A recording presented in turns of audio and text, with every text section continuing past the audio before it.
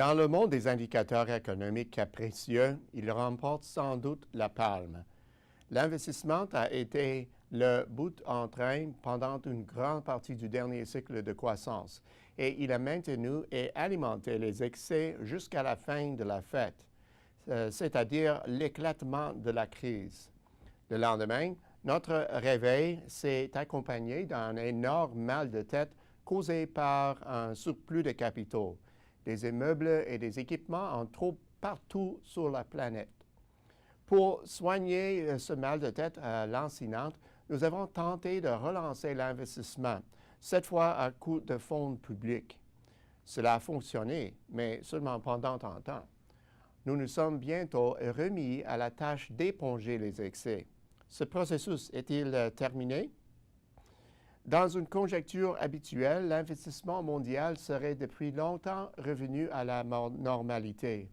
Pourtant, dans la présente conjoncture, 5 grands facteurs ont retardé ce processus. J'ai déjà mentionné le premier facteur, l'excédent de capitaux à la fin du cycle de croissance. Pourquoi est-il si important cette fois-ci?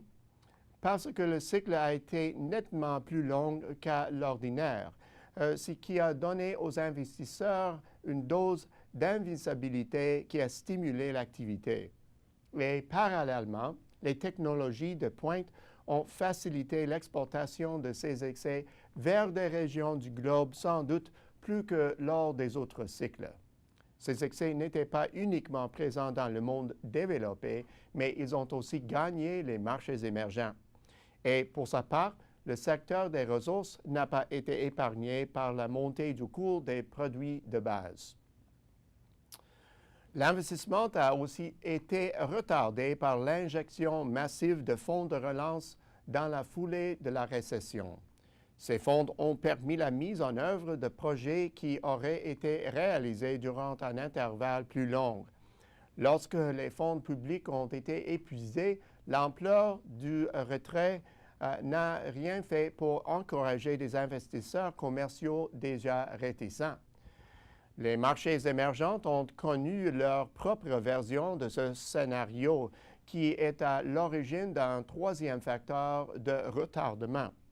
La crainte sur des marchés émergents clés que l'investissement ne suive pas l'impressionnant élan économique a entraîné une accélération de l'investissement dans les deux chiffres, et ce, année après année.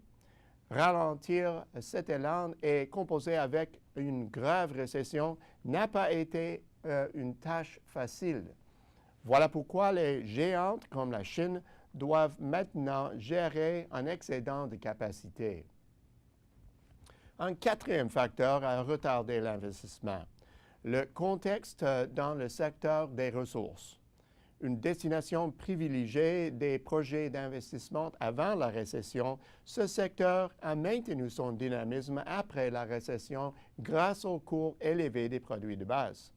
Le plongeon des cours qui s'est amorcé à la mi-2014 a révélé des excès dans les zones visées par des projets énergétiques et miniers. Résultat, l'investissement y est en nette diminution depuis quelques années. Que nous réserve l'avenir? Ces dernières années, nous constatons que la capacité inutilisée a continuellement baissé.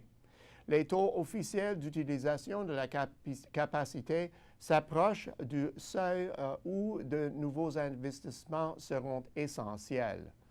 Même le secteur des ressources, après 2 ans de transformation, montre des signes de redémarrage de l'activité. Malgré tout, les données récentes sur l'investissement des entreprises restent décevantes. L'investissement américain dans les structures et l'équipement affiche en moyenne une hausse annuelle d'à peine 0,3% en taux annualisé depuis le début du 4e trimestre de 2014. Depuis, sa part du PIB a chuté alors que sa croissance a été dépassée par d'autres catégories. Le Canada se trouve dans une situation semblable, même si en part du PIB, l'investissement s'approche du creux atteint après la récession. Dans ces deux cas, l'investissement dans le secteur énergétique joue un rôle tout particulièrement pour le Canada. Même dans ces deux cas, des éléments clés de l'investissement hors ressources restent peu dynamiques. Comment l'expliquer? En plus des facteurs déjà cités, la dimension psychologique joue aussi un rôle. Soyons francs, les entreprises sous-investissement depuis déjà longtemps. Depuis un intervalle si long que même les plus avertis considèrent qu'il s'agit de la nouvelle normalité. Et pour bon nombre de décideurs, c'est le seul environnement qu'ils aient connu.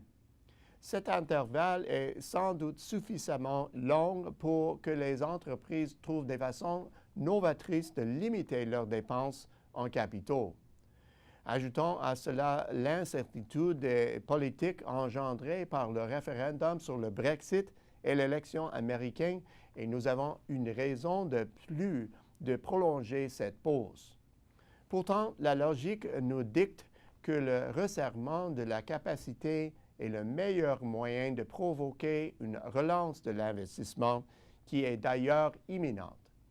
Mais si c'est le cas, les signes distincts de cette relance se font très discrets. Au bout du compte, la présence ou l'absence d'investissement aura un effet déterminant sur la croissance économique de demain. Or, aujourd'hui, l'intransigeance semble dominer. Espérons que l'optimisme naissant changera ce tableau. À la semaine prochaine, c'est Peter Hall.